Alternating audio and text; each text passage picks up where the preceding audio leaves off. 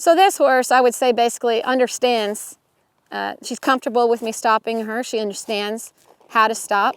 Now for one that doesn't, we're gonna go over a couple of things that would maybe make it more understandable for them, easier to understand. And where I start a lot of times, two things. The bit, I want to have a bit that relays the cue to them well. So if you don't have enough control on your horse, they may not be feeling your cue enough. Okay, if you have an aggressive horse, a pushy horse, a bigger horse, I'll use a little more bit. And when I say a little more bit, we'll talk about it later, a little more shank, okay, to the bit. And then secondly, I'll look at soundness.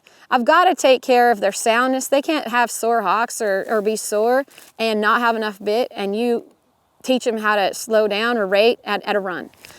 A lot of people that do real good at a walk, trot, and a lope in a round crawl, but the reality of it is when you get a horse that has genetics to run, he's anxious and out of his element at a barrel race or has some stress, and you run him down there really, really fast down the alley to the first barrel, you got to have some help and some backup if they're not really clear and comfortable. And so to me, soreness and control or having enough bit, you know, that's the first things I look for. Because if they don't want to stop or don't understand that you're asking them to stop or slow down or rate, then I don't understand how you're going to move forward.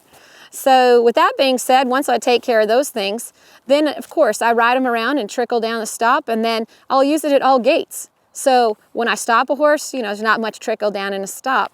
Stop them, pet them, let them know that you're happy with what they did. You know, some people are a little sharp with a horse. They'll stop them and back them up and kind of kick them around a little bit.